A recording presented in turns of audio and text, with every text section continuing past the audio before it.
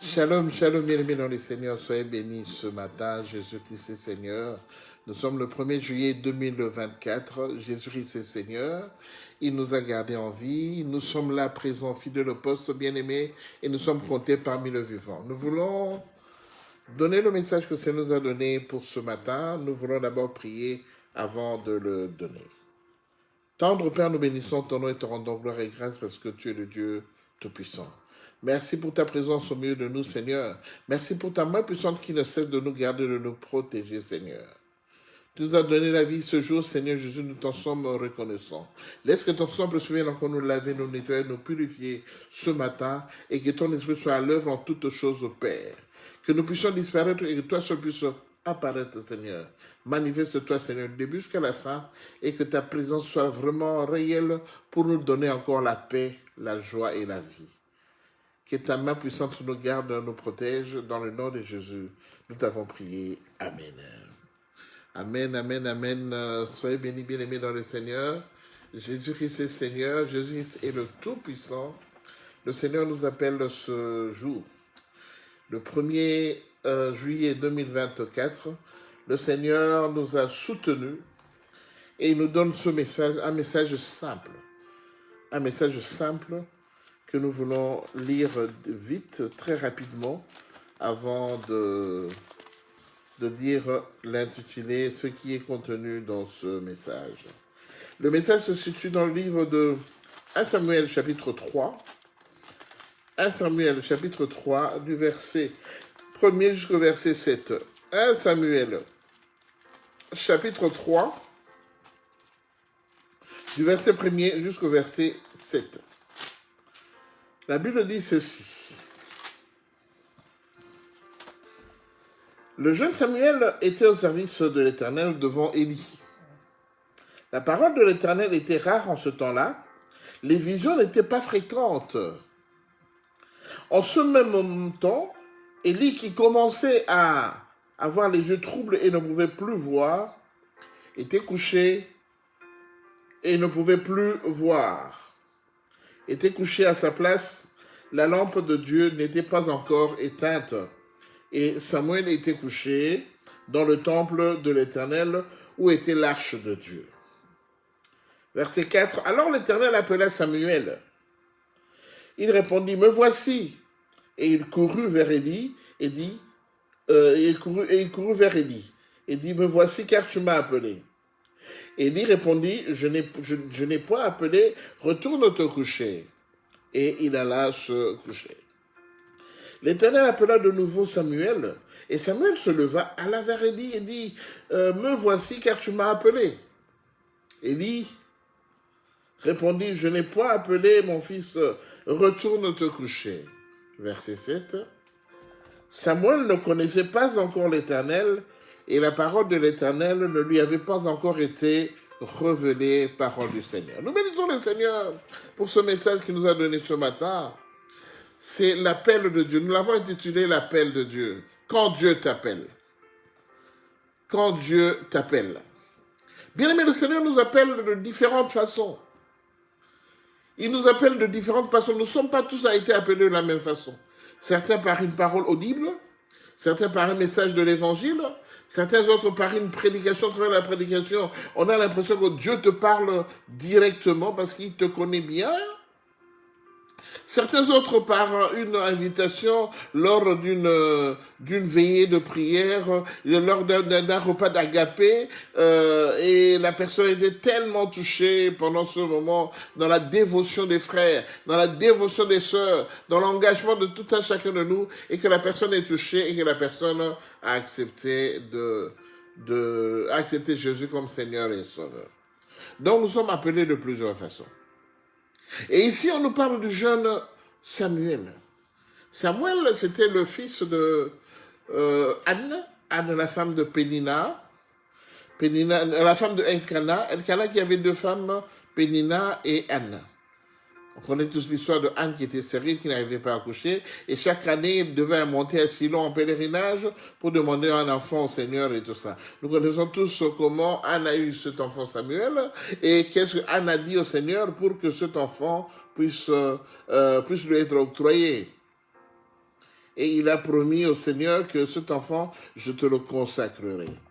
Ce qui fait que quand Samuel est né, Anne l'a amené au temple et il a consacré Samuel au temple. C'est ainsi qu'en fait, Samuel, il vivait avec le vieux Élie. Le vieux Élie qui était un grand mentor, un de ses grands mentors, et il vivait avec lui dans le temple. Et la Bible nous dit qu'en fait, le vieux Élie commençait à avancer en âge. Et comme il commençait à avancer en âge, il commençait à avoir les yeux, la vision trouble. C'est ainsi que le Seigneur a commencé par appeler Samuel. Donc c'était l'appel de Samuel. Donc il a commencé à l'appeler. Il a appelé 3 fois. Et toutes les 3 fois, le jeune Élie est allé vers le vieux Samuel parce qu'il croyait qu'en fait c'est le vieux Samuel qui l'appelait pendant la nuit. Et le vieux Samuel lui disait, mais je ne t'ai pas appelé, va, retourne te coucher. Et la 3e fois, quand il est venu, le vieux Élie a compris, il a dit, ah, je comprends maintenant. Alors, si tu entends encore, on t'appelle, tu réponds, me voici Seigneur, ton serviteur est là pour t'écouter. C'est ainsi que la 3e fois, quand le Seigneur l'a appelé, et le jeune Samuel a répondu, me voici Seigneur, je suis ton serviteur, je suis là pour t'écouter et tout ça. Et le Seigneur lui a donné une mission. Le Seigneur lui a donné l'intitulé de son appel. Il lui a donné une mission. Il lui a donné un travail à faire pour lui. Bien-aimés, nous sommes dans le champ du Seigneur. Je rappelle que c'est la clé de la maison de David, le pasteur Ézéchias. N'oubliez pas de vous abonner sur notre chaîne YouTube, la clé de la maison de David. Nous passons sur Facebook dans Ézéchias Menga et nous passons sur Facebook dans la clé de la maison de David et évidemment sur YouTube. Voilà pourquoi je vous conseille de vous abonner massivement. Donc le Seigneur a appelé le jeune Samuel. Et quand il l'a appelé, il lui a donné une mission bien précise. Vous savez, le Seigneur, quand il nous appelle, ce n'est pas pour nous raconter des bêtises. Quand il nous appelle, ce n'est pas pour nous raconter que voilà, je t'appelle parce que bon voilà, je veux que tu sois toujours dans mon champ et tout ça. Non, il te détermine réellement la mission pour laquelle il t'a appelé dans son champ. Il te détermine réellement la mission qui te sera octroyée, le rôle que tu devras jouer dans le champ du Seigneur. Souvenez-vous quand Moïse, on l'a appelé. Quand Moïse a été appelé dans l'Exode 3 et l'Exode 4, le Seigneur s'est d'abord présenté et ensuite il lui a donné la mission. Il lui a confié la mission pour laquelle il devait l'envoyer pour qu'il aille libérer le peuple israélien qui était en captivité en Égypte. Et le Seigneur lui a donné les rudiments précis. Moïse a posé toutes les questions qu'il faut. Il dit, mais je ne sais pas parler. Comment je ferai? Quand je serai là, comment je me comporterai? Est-ce qu'il faut me croire? Il a posé toutes les questions possibles. Et le Seigneur lui a répondu. C'est dans Exode 3 et dans Exode 4. Maintenant, le jeune Samuel, ici, on l'a appelé pendant qu'il dormait. Parce que le jeune Samuel savait que c'est seulement le vieux Élie avec qui je suis ici dans ce temple. Dans ce temple, ce n'est que le vieux qui a des visions. Ce n'est que le vieux qui voit. Moi, je ne sais pas voir. Donc, j'attends que le vieux me dise que voilà, le Seigneur m'a dit ça. Le Seigneur m'a montré que voilà, aujourd'hui, on aura la visite de telle personne. Le Seigneur m'a montré que d'ici peu, tu vas grandir et tu auras ça, ça, ça. Le Seigneur m'a montré. Donc, le jeune Samuel croyait que les visions n'étaient données qu'auprès du vieux Élie qui était son mentor. Parce que la Bible dit que en cette période-là, la parole de Dieu était de l'Éternel, ne lui avait pas encore été révélée. Et cette parole de l'Éternel était rare. Pourquoi le Seigneur nous donne cet enseignement aujourd'hui? C'est pour dire qu'en fait, à notre époque actuellement, vu beaucoup de troubles dans le travail du Seigneur, parce que l'ennemi sème le trouble dans le champ du Seigneur, vu beaucoup de serviteurs de Dieu qui sont accaparés par ces troubles, sans pour autant qu'ils se rendent compte qu'ils sont troublés par l'ennemi, eh bien, il se fait que maintenant, la vraie parole de Dieu commence à se faire rare. Les serviteurs de Dieu propagent toujours la parole de Dieu, mais est-ce que cette parole vient de Dieu ou elle vient du diable? Donc, il faut maintenant savoir discerner, parce qu'une parole de Dieu, quand elle est dite, elle s'accomplira certainement. Mais aujourd'hui, on a beaucoup de messages, beaucoup de prophéties, beaucoup de paroles de Dieu qu'il ne s'accomplisse pas, mais au contraire qu'il sème le trouble dans le cœur des fidèles, dans le cœur des enfants de Dieu. Les gens veulent maintenant écouter les prophéties pour savoir ce qui va arriver demain. Est-ce qu'il va pleuvoir? Est-ce qu'il y aura la grêle? Est-ce que le monde il y aura une pluie avec des étincelles rouges qui vont descendre? On ne sait pas. Les gens veulent maintenant écouter cela. Mais ici, le jeune Samuel, Dieu lui a dit, écoute, le vieux Élie qui est là, qui est ton mentor, je suis fâché contre lui. Parce que ses enfants se méconduisent. Je suis fâché contre lui et je vais châtier chez ses enfants. Je vais les punir. Va lui dire que c'est moi l'Éternel qui ai dit ça. Et le jeune Samuel, quand il a fini de parler avec le Seigneur, le lendemain matin, le vieux Élie l'a appelé pour lui demander, je sais que le Seigneur t'a parlé. Ne me cache rien, dis-moi tout ce qu'il t'a dit. Et le jeune Samuel a rapporté tout ce que le Seigneur lui avait dit pendant qu'il avait appelé. Et effectivement, cela s'est accompli parce que le Seigneur a tué les deux enfants, les deux fils du vieux Élie qui s'appelait Ophni et Phiné. Il les a tués parce qu'ils commençaient à se méconduire, à aller dans le temple, à aller prendre les viandes sacrifiées, tout ça. Il les prenait comme il voulait, alors que ça devait suivre un certain rituel. Il ne respectait plus rien. C'est pourquoi le Seigneur les a tués. Bien-aimés dans le Seigneur. Aujourd'hui, nous avons des prophètes. Mais pour que cela aille bien, le prophète, quand il va voir le daddy, quand il va voir le responsable de l'assemblée, le prophète ne dit que des choses qui vont au bon entendement du responsable. Parce que le responsable veut écouter tellement des bonnes choses que le prophète de l'église est allé là, il va là-bas maintenant, il raconte un nombre de bonnes choses au responsable. Mais si le Seigneur lui a dit des mauvaises choses, il s'empêche de le dire au risque de provoquer la colère du daddy. Bien-aimé dans le Seigneur. Ou bien nous travaillons pour le Seigneur, ou bien nous ne travaillons pas pour le Seigneur. Alors, si nous travaillons pour le Seigneur, travaillons dans l'honnêteté, dans la vérité. Bien-aimé, moi, chez moi, quand le Seigneur me révèle quelque chose, ou me révèle à ma femme quelque chose sur les enfants, bien aimé, nous réunissons tous les enfants et nous parlons de ce que le Seigneur nous a dit sur l'enfant précis. Et on le lui dit devant ses frères et sœurs, parce que la Bible déclare, moi et ma maison, nous servirons l'Éternel. Bien aimé, chez moi, il n'y a pas d'obstacle, il n'y a pas de parapluie. Chez moi, il n'y a pas de, comment on dit ça? Chez moi, tout est perméable. Aussi longtemps que mes enfants sont encore sous ma tutelle, tout est perméable. Un mauvais message, où le Seigneur me dit que voilà, tel enfant, il a fait ceci, cela, qui n'est pas bon, je l'interpelle, nous l'interpellons et nous lui parlons devant ses frères. S'il veut dire non, écoute, on te dit la vérité. Le Seigneur ne peut pas nous mentir.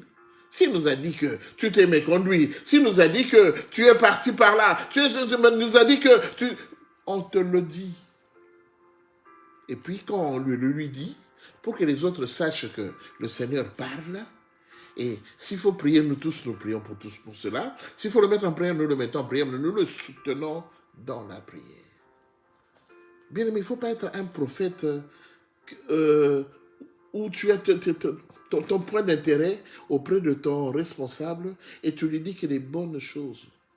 Si le Seigneur te dit que ton responsable se méconduit, tu lui dis que, Daddy, avec tout le respect que je vous dois, le Seigneur m'a dit que tu te méconduisais.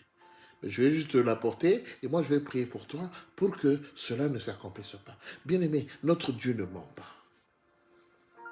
Notre Dieu ne ment pas.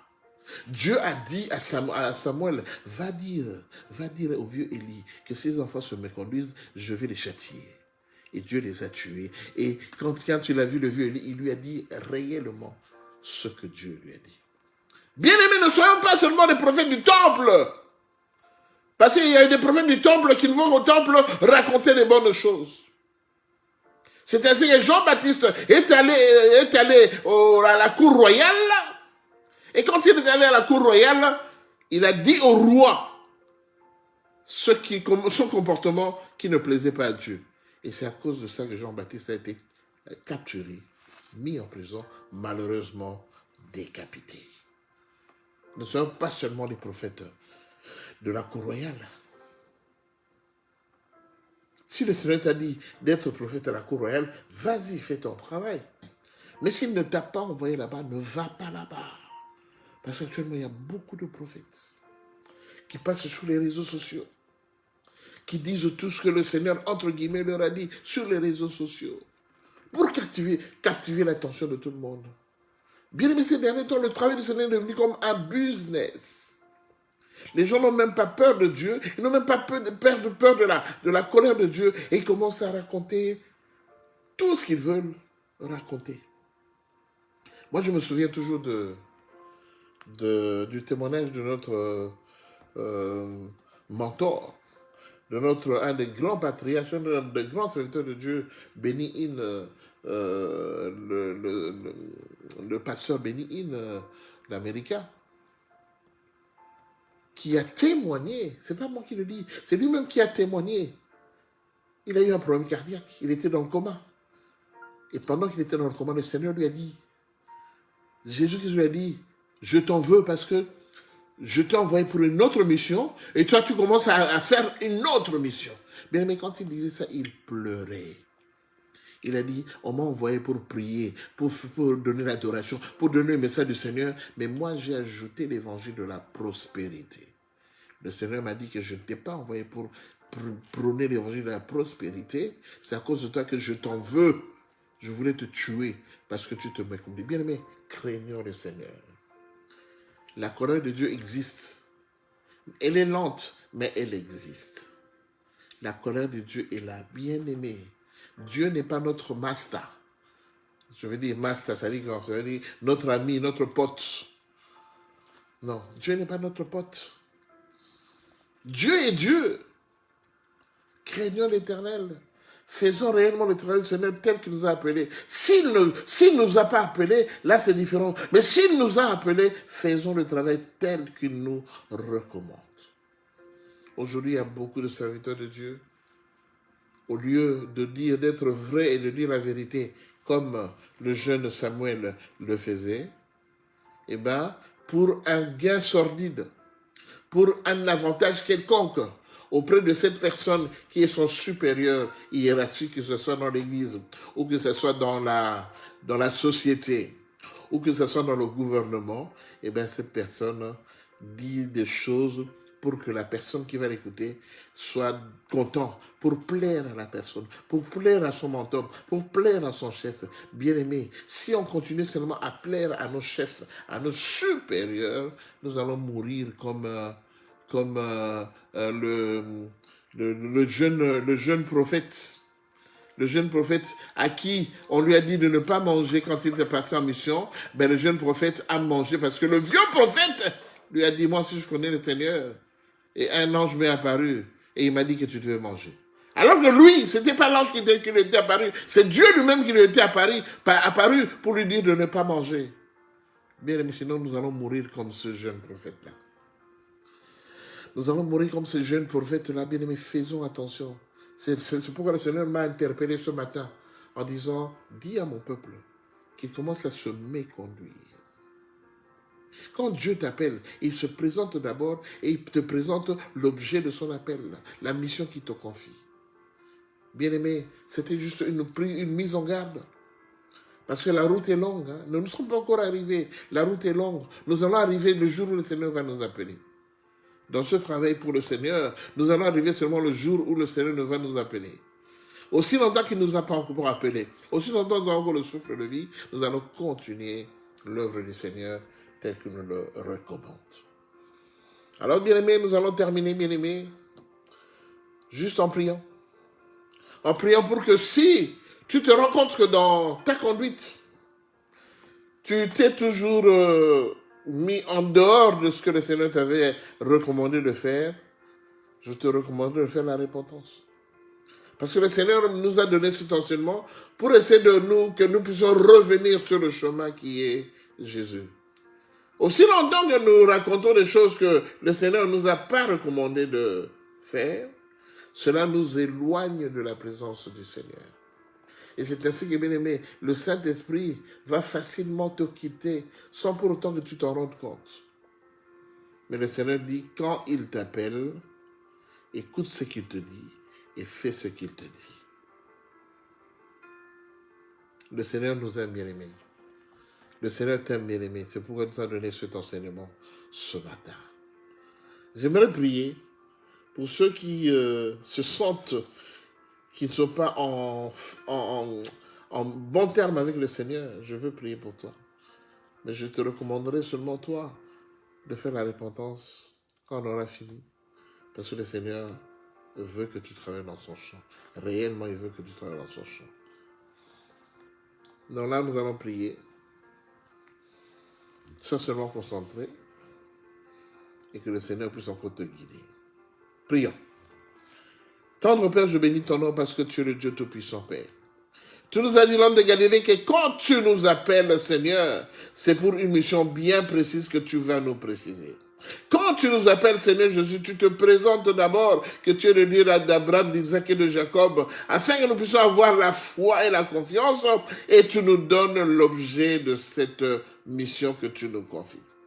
Père de gloire, ce matin, j'aimerais, Père de gloire, de venir auprès de ton trône de gloire, implorer ta grâce et ta miséricorde, Père, pour mon frère et pour ma soeur, Père de gloire, que toi tu avais appelé, mais qui s'est égaré complètement, ou bien qui a commencé à faire ce que toi tu ne lui as pas recommandé de faire. Seigneur, je sais que Père de gloire, Seigneur, c'est difficile parce que je vis dans cette chair qui est pécheresse, mais j'aimerais vraiment réellement faire ton travail en esprit. N'est-ce pas toi qui disais qu'en esprit, en vérité, je vous le dis. Seigneur Jésus, je veux vivre et faire ton travail en esprit et en vérité. Voilà pourquoi, Seigneur, je t'appelle Père de gloire, afin de venir toucher mon cœur, toucher le cœur de mon frère et de ma soeur ce matin. Que tous ceux qui se reconnaissent, Père, dans ce mauvais comportement, Père de gloire, qu'ils viennent, Père de gloire, auprès de ton trône de gloire, implorer ta miséricorde, Jésus, parce que tu es le Dieu Tout-Puissant, Père. Toi, tu pardonnes, Père de gloire, Seigneur, à ceux qui reconnaissent et qui sont dans le péché. Parce que la Bible déclare que tu es juste et fidèle pour nous pardonner nos péchés et pour nous purifier de toutes nos iniquités. Seigneur, laisse que ton sombre se couvre, mon frère et ma soeur.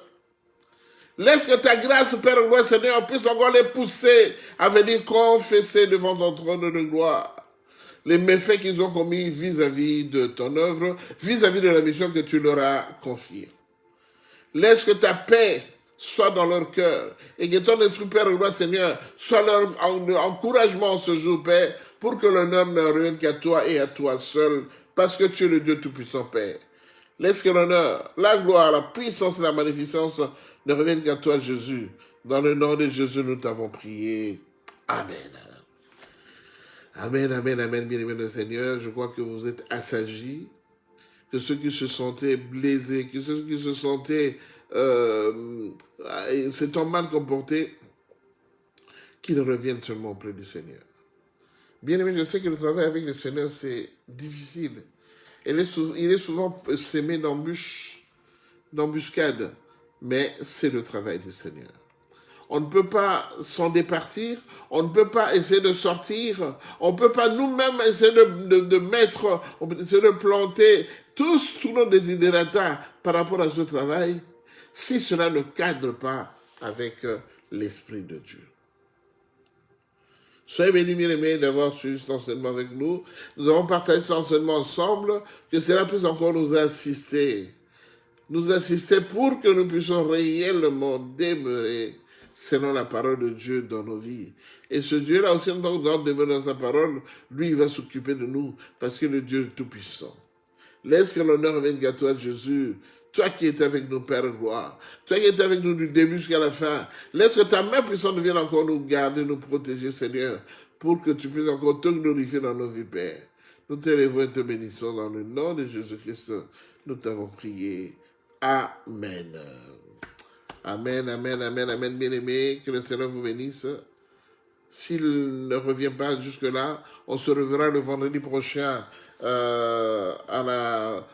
à la clé de la maison de David, ou bien dans Ezekiel Smenga Facebook, ou bien dans la clé de la maison de David YouTube. Abonnez-vous massivement. Que le Seigneur vous bénisse, qui vous donne encore la paix, qui vous donne encore la joie. Passez une bonne journée. Shalom, shalom.